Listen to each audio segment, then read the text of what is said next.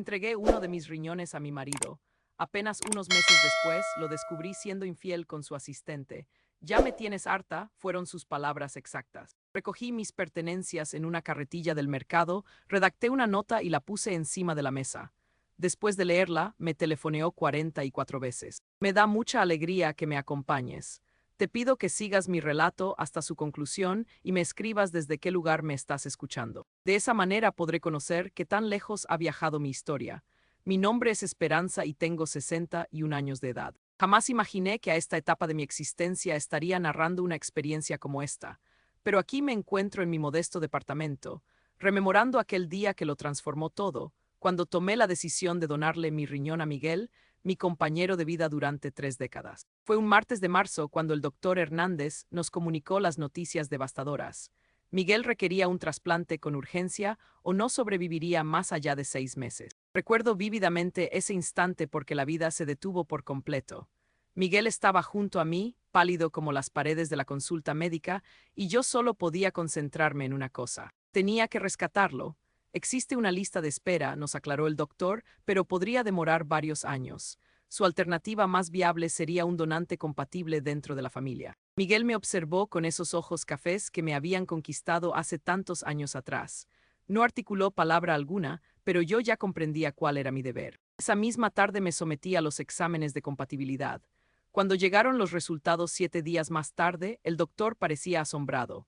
Usted es completamente compatible, señora Esperanza, aunque debo informarle que a su edad, 61 años, la operación implica riesgos considerables. Miguel tomó mi mano entre las suyas. No es necesario que lo hagas, amor mío, podemos aguardar, pero mi decisión ya estaba tomada, doctor, cuando programamos la cirugía. Las semanas posteriores fueron un huracán de preparaciones médicas, exámenes sanguíneos, estudios radiológicos, citas con diversos especialistas.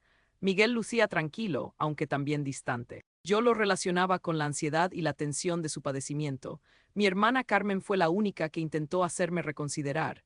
Esperanza, has perdido el juicio. Miguel puede conseguir otro riñón. Tú únicamente tienes uno de reserva. Carmen es mi esposo. Lo adoro, le contesté. Si la situación fuera al contrario, él haría lo mismo por mí. Ella me contempló con una expresión peculiar, como si deseara agregar algo más, pero simplemente suspiró.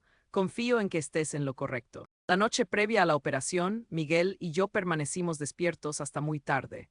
Yo me sentía inquieta, no por la intervención quirúrgica, sino por la posibilidad de que algo saliera mal y no pudiera salvarlo. ¿Tienes certeza?, me preguntó por millonésima vez. Jamás he tenido mayor certeza sobre algo en toda mi vida, le respondí mientras acariciaba su cara. Vamos a atravesar esto unidos. Él me besó, pero el beso se percibió distinto, frío, automático. Creí que eran los nervios. El día de la operación arribamos al hospital a las 6 de la mañana. El doctor Hernández me describió una vez más el procedimiento. Señora Esperanza, la cirugía tendrá una duración aproximada de 4 horas. La convalecencia será de 6 a 8 semanas y debe comprender que vivirá con un único riñón el resto de su existencia. Asentí con la cabeza. Lo comprendo perfectamente. Miguel me escoltó hasta la sala de preparación, sostuvo mi mano y me expresó: gracias, Esperanza. No tengo idea de cómo compensarte esto. Esas palabras me resultaron extrañas. En 30 años de matrimonio, él nunca había hablado de compensarme nada. Éramos una familia, un equipo, pero quedé sedada antes de poder reflexionar demasiado sobre ello. Desperté 8 horas más tarde con un dolor que jamás había experimentado. Era como si me hubieran arrancado una fracción del alma junto con el riñón. La enfermera me informó que todo había resultado perfectamente y que Miguel ya estaba consciente en su habitación. ¿Puedo visitarlo?, murmuré con la garganta reseca. En algunas horas, cuando se encuentre más estable, me respondió con una sonrisa cordial. Pasé esa primera noche en soledad, conectada a tubos y monitores, pensando en Miguel. Me imaginaba su alivio, su reconocimiento. Pensaba en los años que compartiríamos ahora que él estaría saludable. Cuando finalmente pude verlo al día siguiente, Miguel estaba sentado en la cama, luciendo mejor de lo que había estado en meses. El color había regresado a sus mejillas y sus ojos brillaban nuevamente. ¿Cómo te sientes?, le pregunté, aunque yo apenas podía mantenerme de pie. Como renovado me respondió, pero su sonrisa no alcanzaba sus ojos. Muchísimas gracias, Esperanza. Otra vez esa formalidad extraña, como si fuera una enfermera, no su esposa. Mi recuperación fue lenta y tortuosa. Pasé 6 semanas en cama dependiendo de Miguel para todo. Él me atendía, pero había algo diferente en su forma de tratarme. Era eficaz, correcto, pero frío. Ya no me contemplaba como antes, ya no me tocaba con delicadeza.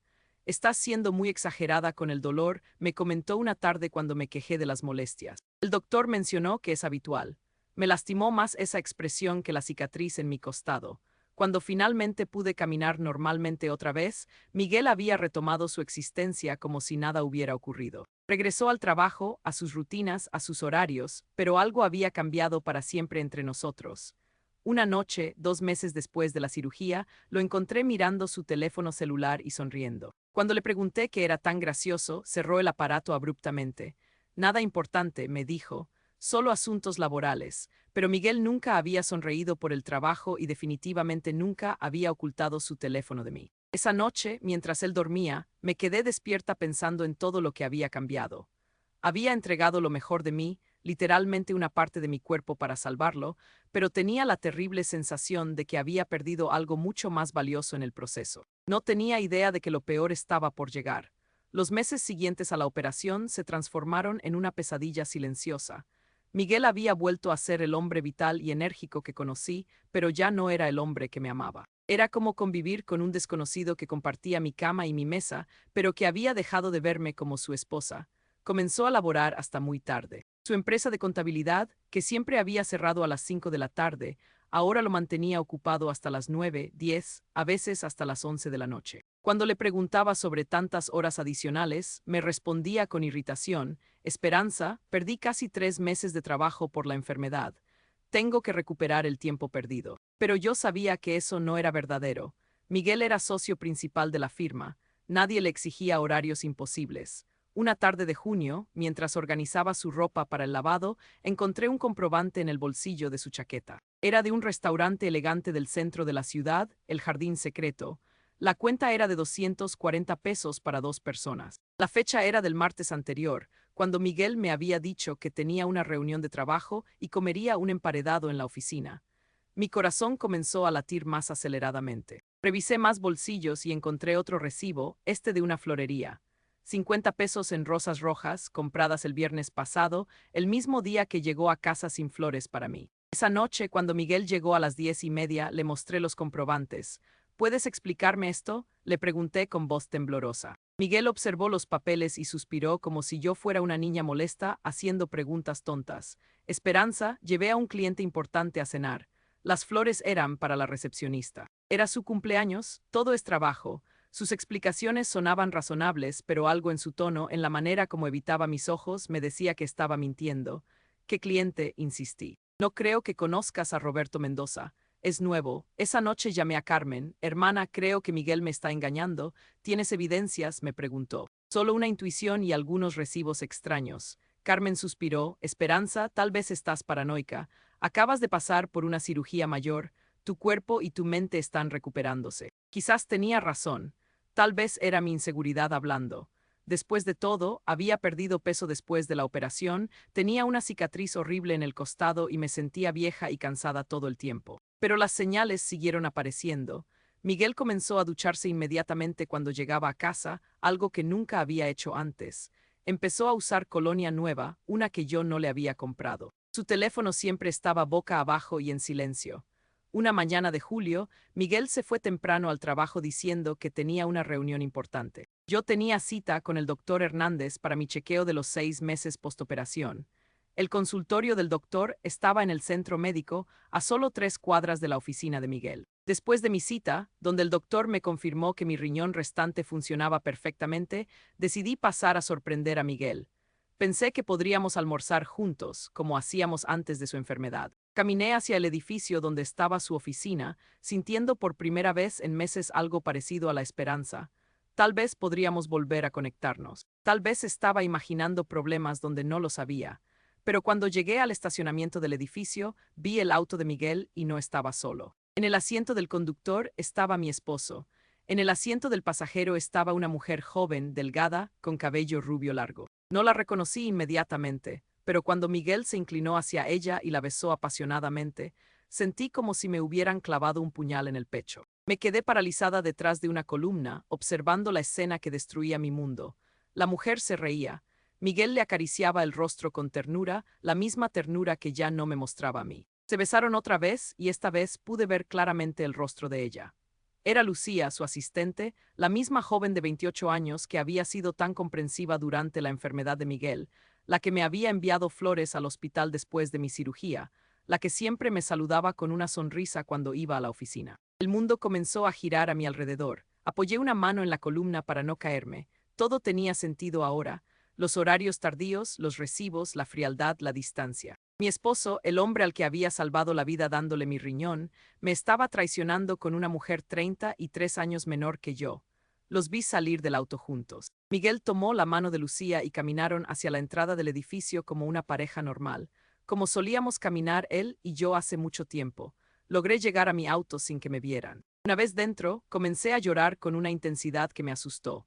No eran solo lágrimas de tristeza, sino de una ira profunda y una humillación que me quemaba por dentro. Había dado mi riñón por este hombre, había arriesgado mi vida por él y él me pagaba engañándome con una mujer que podría ser su hija. Conduje a casa en estado de shock. Cuando llegué, me senté en la sala y traté de procesar lo que había visto. ¿Cuánto tiempo llevaba esto pasando? Había comenzado antes de la operación, durante mi recuperación. Esa noche Miguel llegó a casa a las 11, como siempre, con una sonrisa casual. ¿Cómo te fue en el doctor?, me preguntó mientras se quitaba la chaqueta. Bien, respondí con voz neutra. Todo está perfecto con mi riñón. Qué bueno, dijo y se fue directo a la ducha. Me quedé sentada en la sala escuchando el agua correr, sabiendo que se estaba quitando el perfume de ella, lavando sus besos, borrando la evidencia de su traición. Por primera vez en mi vida entendí lo que significaba el odio. No solo estaba dolida o decepcionada, estaba furiosa. Había sacrificado mi cuerpo, mi salud, mi bienestar por un hombre que ya no me amaba y que probablemente nunca me había valorado realmente. Pero todavía no había escuchado lo peor.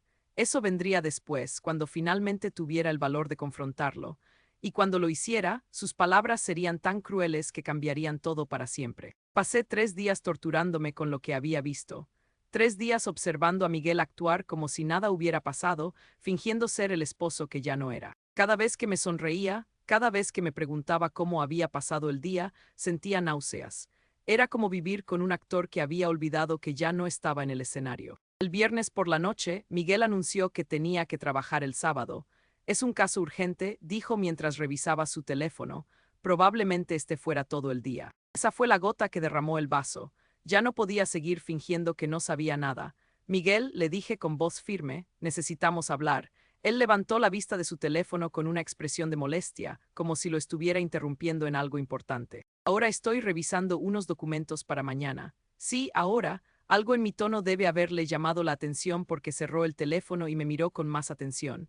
¿Qué pasa, Esperanza? Me senté frente a él en la mesa del comedor, la misma mesa donde habíamos desayunado juntos durante 30 años.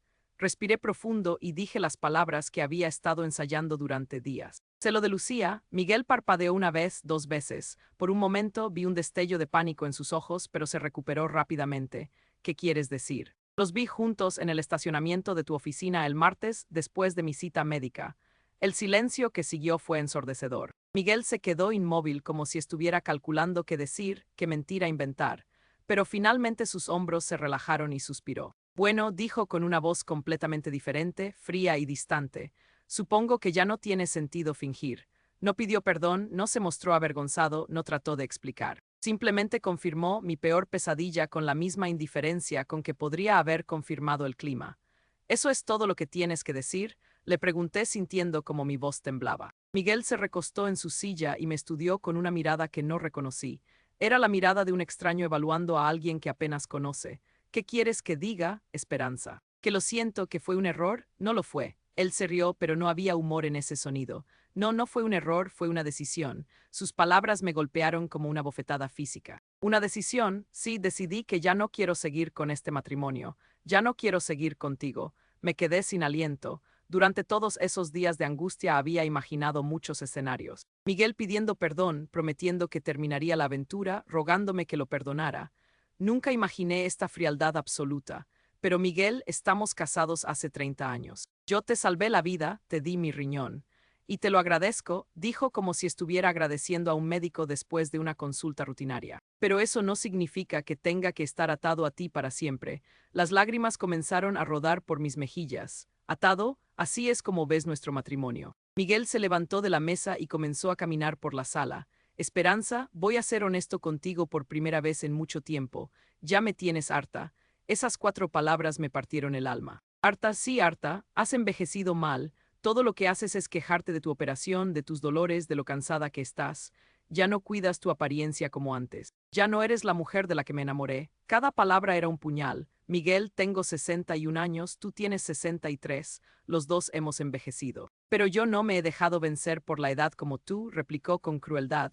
Lucía me hace sentir vivo otra vez. Me hace sentir joven. Contigo solo me siento viejo y atrapado. Me levanté de la mesa tambaleándome. Cuando comenzó esto, ¿importa? Sí, importa. Fue antes de la operación, mientras yo estaba donándote mi riñón. Miguel se detuvo y me miró directamente a los ojos. Comenzó 2 meses antes de que me diagnosticaran la enfermedad renal. El mundo se detuvo. ¿Qué? Ya estaba viendo a Lucía cuando me enfermé. De hecho, pensé en cancelar la operación y dejar que las cosas siguieran su curso natural. No podía respirar, pero aceptaste mi riñón. Por supuesto que lo acepté, dijo con una sonrisa que no tenía nada de cálida. Iba a morir cuando tenía la opción de vivir, pero eso no significa que quisiera seguir casado contigo. Entonces me usaste, susurré. Te di la oportunidad de hacer algo significativo con tu vida, respondió sin una pizca de remordimiento. Deberías estar agradecida. La ira que había estado conteniendo durante días finalmente explotó. Agradecida, te di mi riñón, arriesgué mi vida por ti, y yo nunca te pedí que lo hicieras, gritó de vuelta. Esa fue tu decisión. Yo nunca firmé un contrato diciendo que te amaría para siempre solo porque me dieras un órgano. Sus palabras eran tan crueles, tan calculadamente hirientes, que me dejaron sin habla. Este no era el hombre con quien me había casado. Este no era el hombre por quien había sacrificado tanto. ¿La amas? Le pregunté finalmente. Más de lo que te he amado a ti en los últimos 10 años, respondió sin dudarlo. Esa fue la estocada final. Me senté pesadamente en el sofá, sintiendo como si toda la energía hubiera abandonado mi cuerpo. Quiero el divorcio, dijo Miguel, su voz ahora práctica. Podemos hacer esto de manera civilizada o complicada. Tú decides. Miguel, dije con voz quebrada, somos una familia. Hemos construido una vida juntos. Esperanza, tú construiste una fantasía. Yo he estado viviendo una mentira durante años. Ya no más. Se dirigió hacia las escaleras, luego se detuvo y se volteó hacia mí. Por cierto, voy a pasar el fin de semana con Lucía. Cuando regrese el lunes, espero que hayas tenido tiempo de procesar todo esto y podamos hablar de los términos del divorcio como adultos. Lo escuché subir las escaleras. Escuché el ruido de su maleta siendo empacada. Escuché sus pasos bajando nuevamente. Escuché la puerta cerrarse y el motor de su auto alejándose. Me quedé sentada en esa sala vacía, en esa casa que ya no era un hogar, procesando la magnitud de la traición. No solo me había engañado con otra mujer, me había usado. Había tomado mi riñón sabiendo que ya no me amaba, sabiendo que me dejaría en cuanto estuviera sano. Era peor que una aventura.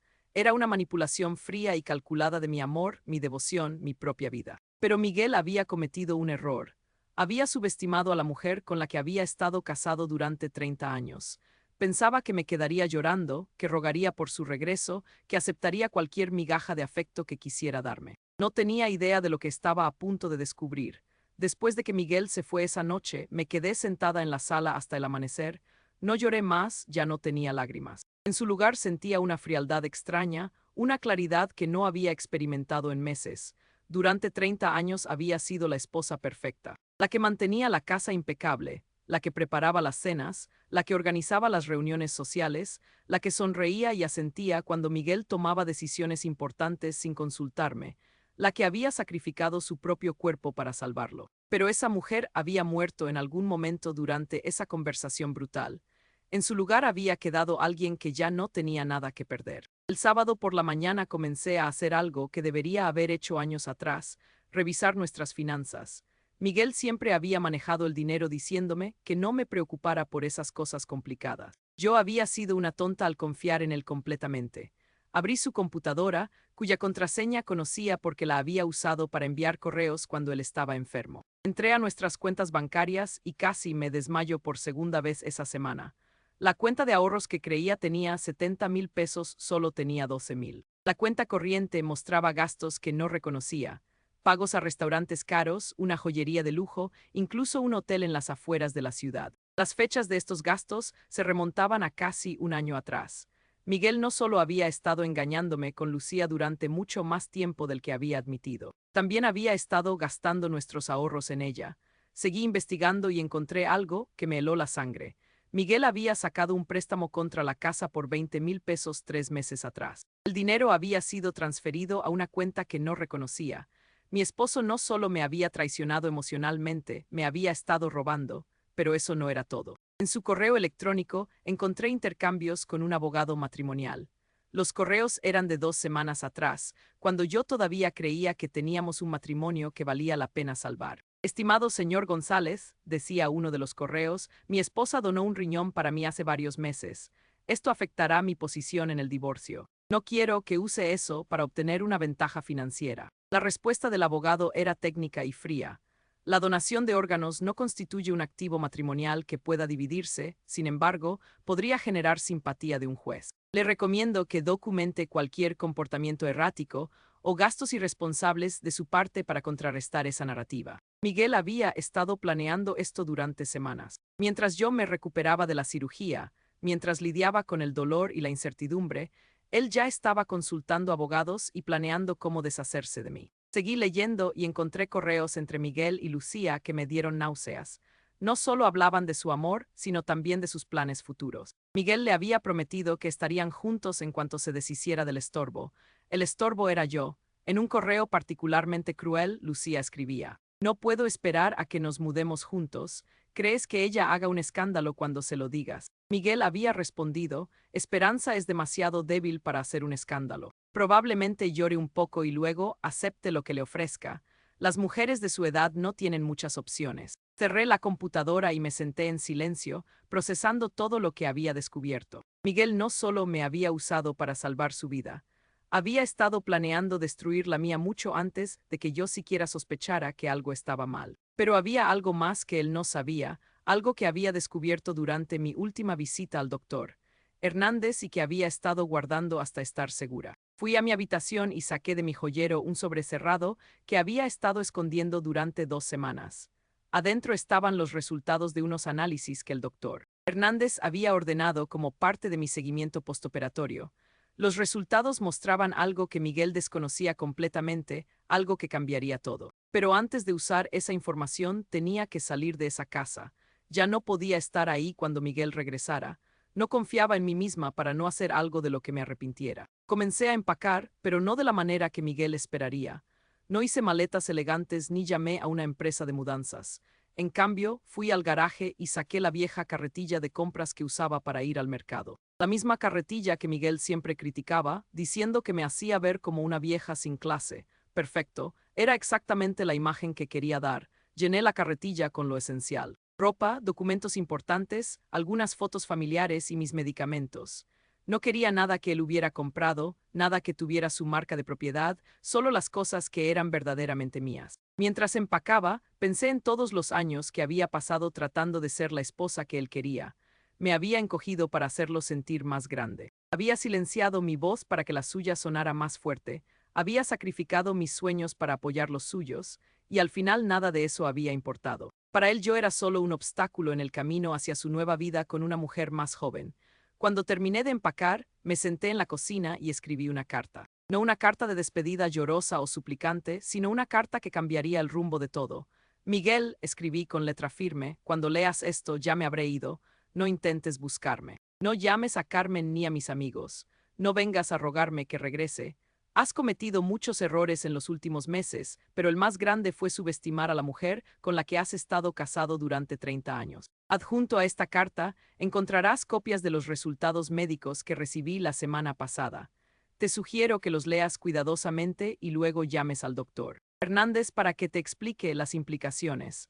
También encontrarás copias de todos los correos electrónicos que intercambiaste con tu abogado y con Lucía. Sí, Miguel, sé todo sobre tus planes, tus mentiras y tu robo sistemático de nuestros ahorros. Pero lo más importante que debes saber es esto: el riñón que te doné no es compatible a largo plazo con tu sistema. Los análisis muestran signos tempranos de rechazo. El doctor Hernández quería discutir esto contigo la próxima semana, pero yo le pedí que esperara hasta que yo hubiera procesado la información. Tu cuerpo está comenzando a rechazar mi riñón, Miguel. En los próximos 6 a 12 meses necesitarás otro trasplante. La ironía es perfecta, ¿no crees? Usaste mi riñón para salvarte, pensando que te había dado el regalo de una nueva vida con otra mujer, pero resulta que lo que te di fue solo tiempo prestado. Espero que hayas disfrutado estos meses con Lucía, porque cuando ella descubra que necesitas otro trasplante, que tendrás que volver a la lista de espera, que podrías morir esperando un donante compatible, veremos qué tan profundo es su amor. No me busques, no me llames, no me ruegues. Tuviste tu oportunidad de ser honesto conmigo, de tratarme con respeto, de valorar lo que sacrifiqué por ti. En lugar de eso, elegiste la crueldad y la traición. Ahora tendrás que vivir con las consecuencias, Esperanza. Pelde, los 12,000 pesos que quedan en nuestra cuenta de ahorros los doné a la Fundación de Trasplantes de Órganos, en honor a todos los donantes que realmente son apreciados por sus receptores. Sellé la carta y la dejé en el centro de la mesa del comedor, junto con las copias de todos los documentos que había encontrado. Tomé mi carretilla y caminé hacia la puerta. En el umbral me detuve un momento y miré hacia atrás, hacia la casa donde había pasado los mejores años de mi vida adulta, donde había creído que era amada y valorada. Pero ya no sentía tristeza, solo una sensación extraña de libertad. Cerré la puerta y comencé a caminar por la calle, tirando de mi carretilla como una anciana sin hogar. Algunos vecinos me miraron con curiosidad, pero no me importó. Miguel se avergonzaría cuando supiera que así me había ido, que había reducido a su esposa a caminar por el barrio con una carretilla de supermercado, pero esa humillación sería nada comparada con lo que vendría después. Mientras caminaba hacia la parada de autobús, mi teléfono comenzó a sonar. Sabía quién era sin mirar. Miguel había llegado a casa y había encontrado mi carta. Mi teléfono no dejaba de sonar. 44 llamadas perdidas de Miguel en las primeras 2 horas después de que encontrara mi carta. Cada vez que rechazaba la llamada, volvía a sonar inmediatamente. La desesperación en su persistencia me daba una satisfacción amarga. Me había refugiado en la casa de Carmen, mi hermana menor, quien vivía en un apartamento modesto a 40 minutos de mi antigua casa, en un barrio que Miguel siempre había considerado demasiado común para visitarlo. Esperanza, ¿qué está pasando?, me preguntó Carmen cuando llegué a su puerta con mi carretilla de compras y los ojos hinchados de llorar. ¿Por qué no contestas tu teléfono? Porque Miguel finalmente está experimentando las consecuencias de sus actos, le respondí mientras entraba y dejaba la carretilla junto a la puerta. Carmen frunció el ceño. ¿De qué hablas? Me senté en su sofá y le conté todo. La aventura con Lucía, la conversación brutal del viernes por la noche, los documentos que había encontrado en su computadora y finalmente la bomba que había dejado en mi carta. Espera, dijo Carmen cuando terminé. ¿Me estás diciendo que su cuerpo está rechazando el riñón que le donaste? Exactamente. Los análisis muestran signos tempranos de rechazo crónico. El doctor Hernández dice que es algo que ocurre en aproximadamente 20% de los trasplantes, especialmente cuando hay una gran diferencia de edad entre el donante y el receptor. Carmen se quedó callada por un momento procesando la información, y Miguel no sabe nada de esto. No tenía idea. Iba a decírselo esta semana después de consultar con más especialistas, pero cuando descubrí su traición, decidí que él podía enterarse de la misma manera que yo me enteré de la suya. Por sorpresa, mi teléfono volvió a sonar. Esta vez era un mensaje de texto, no una llamada. Esperanza, por favor, contesta. Necesitamos hablar, esto es importante. Lo borré sin responder. Carmen se sentó a mi lado. Hermana, sé que estás furiosa y tienes todo el derecho, pero ¿no crees que deberías hablar con él si está enfermo otra vez? Carmen, la interrumpí. Ese hombre me usó. Me utilizó para salvar su vida sabiendo que ya no me amaba, sabiendo que me dejaría en cuanto estuviera sano. Me robó nuestros ahorros para gastarlos en otra mujer. ¿Por qué debería preocuparme por su salud ahora? Porque eres mejor persona que él, respondió Carmen suavemente. Tal vez tenía razón. Tal vez era mejor persona que Miguel, pero ya no era la misma mujer que había donado su riñón sin dudar. Esa mujer había sido ingenua, confiada, dispuesta a sacrificarse por alguien que no la valoraba. Mi teléfono sonó otra vez. Esta vez era un número desconocido. ¿Señora Esperanza?, preguntó una voz femenina cuando contesté. Soy Patricia Hernández, enfermera del doctor Hernández. El doctor necesita hablar con usted urgentemente sobre los resultados de sus análisis. Ya hablé con él la semana pasada, respondí. Me explicó todo sobre el rechazo del riñón. Hubo una pausa. Señora, creo que hay una confusión. Su esposo Miguel vino a la oficina esta tarde con una copia de los resultados que usted le dio. El doctor necesita aclarar algunas cosas con usted. Mi estómago se hundió. ¿Qué tipo de cosas? Prefiero que hable directamente con el doctor. ¿Puede venir mañana por la mañana? Acordé reunirme con el doctor Hernández a las 9 de la mañana. Después de colgar, me quedé mirando el teléfono con una sensación extraña de inquietud. ¿Qué pasa?, preguntó Carmen. No estoy segura. El doctor quiere verme mañana. Esa noche apenas dormí. Mi teléfono siguió sonando hasta pasadas las 2 de la madrugada. Miguel había dejado de llamar directamente, pero ahora estaba usando números diferentes. En algunos mensajes sonaba desesperado, en otros furioso. Esperanza, esto es ridículo. Soy tu esposo, tenemos que hablar. ¿Por qué me estás haciendo esto? Nunca pensé que fueras tan vengativa. Llamé al doctor Hernández. Dice que hay cosas que no entiendes sobre los resultados. Por favor, contesta. Ese último mensaje me preocupó. ¿Qué cosas no entendía? A la mañana siguiente, llegué temprano al consultorio del doctor Hernández. La enfermera me hizo pasar inmediatamente a su oficina. Esperanza, dijo el doctor cuando entré. Necesito aclarar algo muy importante contigo. Me senté frente a su escritorio sintiendo como mi ansiedad crecía. ¿Qué pasa, doctor? Tu esposo vino ayer con una copia de unos resultados médicos que decía que tú le habías dado. Resultados que supuestamente mostraban que su cuerpo estaba rechazando el riñón que le donaste. Asentí. Sí, esos son los resultados que recibí la semana pasada. El doctor Hernández negó con la cabeza lentamente. Esperanza, esos no eran los resultados de Miguel, eran tuyos. El mundo se detuvo.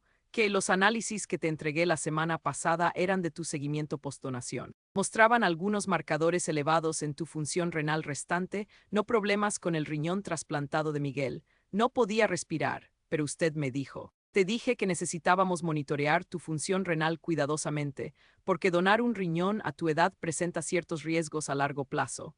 Nunca dije nada sobre rechazo del trasplante. La habitación comenzó a girar. Entonces, Miguel, ¿está bien? El riñón que le donaste está funcionando perfectamente. Sus últimos análisis de hace 2 semanas son completamente normales. Me quedé paralizada en la silla, procesando la magnitud de mi error. No solo había interpretado mal los resultados, sino que había usado esa información incorrecta como una bomba nuclear en mi carta a Miguel. Doctor, dije con voz temblorosa, ¿qué significa exactamente lo que muestran mis resultados? El doctor Hernández se recostó en su silla con expresión seria. Significa que tu riñón restante está trabajando más duro de lo que debería para compensar la pérdida del otro. Es algo que esperábamos, pero en tu caso está sucediendo más rápido de lo normal. Es grave, no inmediatamente, pero necesitarás monitoreo constante y posiblemente medicación en el futuro. La donación de riñón, especialmente a tu edad, conlleva riesgos a largo plazo para el donante. Miguel sabía esto cuando aceptó mi riñón. El doctor Hernández vaciló. Los riesgos para el donante se discuten en las consultas preoperatorias. Tanto tú como Miguel estuvieron presentes en esas reuniones. Recordé vagamente esas citas. Miguel había hecho muchas preguntas sobre su recuperación, sobre las tasas de éxito del trasplante, sobre su pronóstico. Yo había estado tan concentrada en salvarlo que apenas presté atención a los riesgos para mí misma. Doctor, pregunté finalmente. Cuando Miguel vino ayer, ¿qué le dijo exactamente? Estaba muy alterado. Dijo que su esposa le había dado información médica incorrecta y que quería saber la verdad sobre su condición. Le expliqué que el riñón trasplantado está funcionando perfectamente y que no hay signos de rechazo. ¿Cómo reaccionó? Se veía confundido y enojado, muy enojado. Salí del consultorio en estado de shock. No solo había cometido un error terrible, sino que ahora Miguel sabía que había mentido en mi carta. Sabía que había tratado de hacerle creer que se estaba muriendo cuando en realidad estaba perfectamente sano. Mi teléfono sonó inmediatamente cuando salí del edificio. Esperanza. La voz de Miguel era fría como el hielo. Acabas de cometer el error más grande de tu vida. Miguel, ¿puedo explicar? No hay nada que explicar. Intentaste hacerme creer que me estaba muriendo. Me hiciste pasar la peor noche de mi vida pensando que tendría que someterme a todo otra vez. Yo pensé que, mentiste. Deliberadamente me diste información médica falsa para torturarme. Eso es enfermo, Esperanza, enfermo y cruel. Las lágrimas comenzaron a rodar por mis mejillas. Miguel, malinterpreté los resultados. Fue un error, un error. También fue un error robar los 12,000 pesos de nuestra cuenta de ahorros. Mi corazón se hundió. ¿Cómo sabes eso? Porque fui al banco esta mañana. Querías humillarme, ¿verdad? ¿Querías que me quedara sin dinero mientras lidiaba con la idea de estar muriendo? No fue así, Esperanza. Acabas de demostrar que eres exactamente la clase de persona que pensé que eras. Manipuladora, vengativa y dispuesta a mentir sobre temas de vida o muerte para lastimar a alguien. La línea se cortó. Me quedé parada en la acera, temblando, entendiendo finalmente que había destruido cualquier posibilidad de salir de esta situación con dignidad. En mi intento de vengarme de Miguel, había terminado convirtiéndome en la villana de la historia.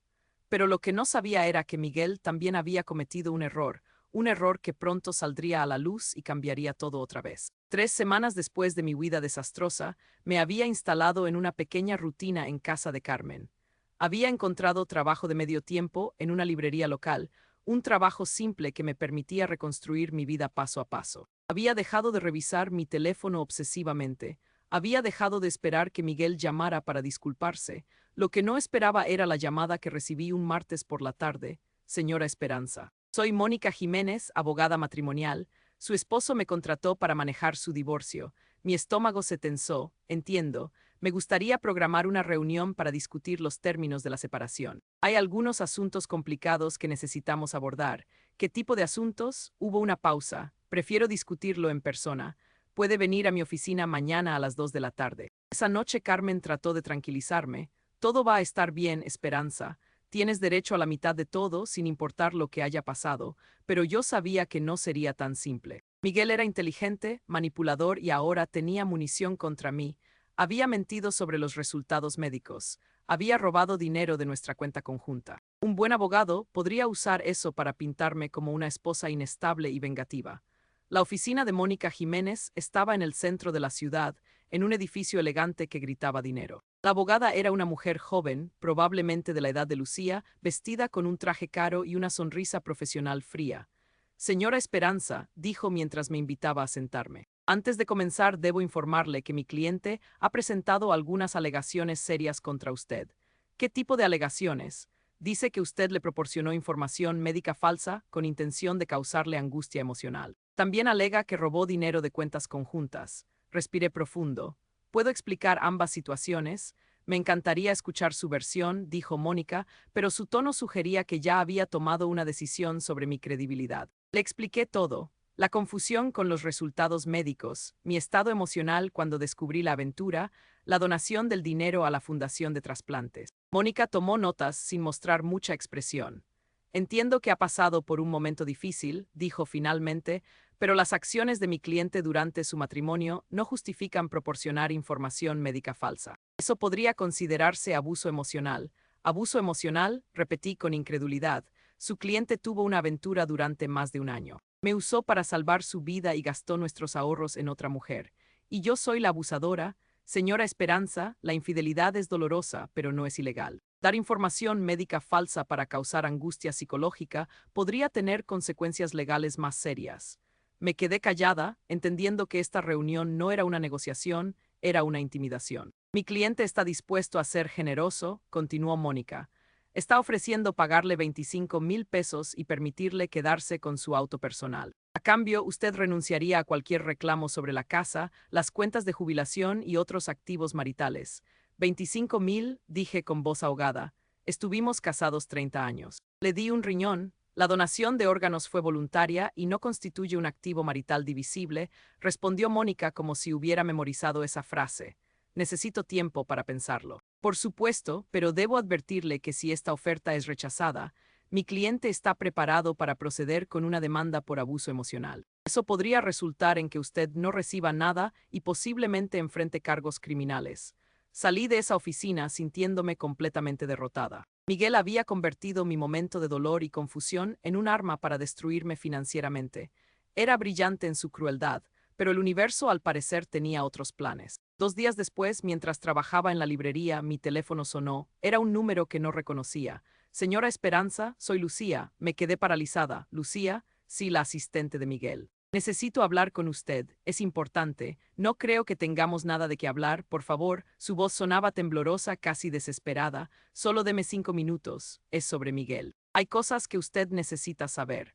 1 hora después nos reunimos en un café pequeño en las afueras de la ciudad. Lucía se veía muy diferente de la mujer segura y radiante que había visto en el auto de Miguel. Sus ojos estaban hinchados de llorar y tenía ojeras profundas. Gracias por venir, dijo cuando me senté frente a ella. ¿Qué quieres, Lucía? Ella respiró profundo. Miguel me dejó. No pude evitar una pequeña sonrisa amarga.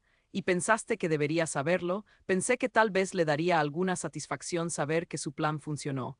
¿Mi plan? Lucía me miró con confusión. La carta que le escribió sobre el rechazo del riñón. Lucía, esa información era incorrecta. Miguel está perfectamente sano. Lo sé. Él me lo dijo después de ir al doctor, pero el daño ya estaba hecho. ¿Qué quieres decir? Lucía jugueteó con su taza de café.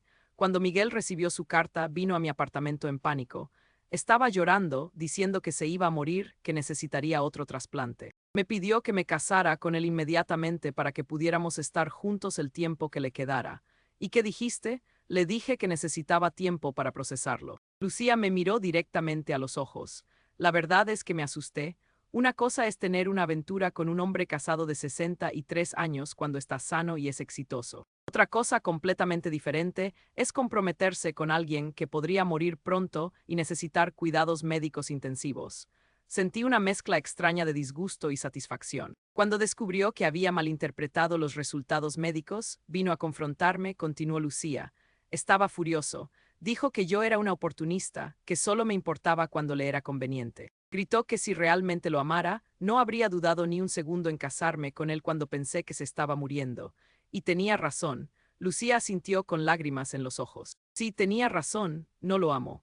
Realmente me gustaba la idea de estar con alguien exitoso, alguien que me llevara a restaurantes caros y me comprara cosas bonitas. Pero cuando pensé que tendría que cuidar de él mientras moría, me di cuenta de que soy exactamente la clase de persona que él dice que soy.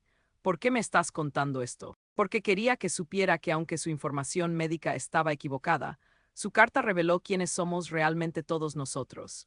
Miguel descubrió que yo no soy la mujer enamorada que fingía ser y yo descubrí que él es exactamente tan cruel y calculador como usted siempre dijo. Lucía se levantó para irse, luego se detuvo. Hay algo más. Miguel está teniendo problemas en el trabajo. Aparentemente gastó dinero de algunos clientes en nuestras citas. No mucho, pero lo suficiente para meterse en problemas con el colegio de contadores.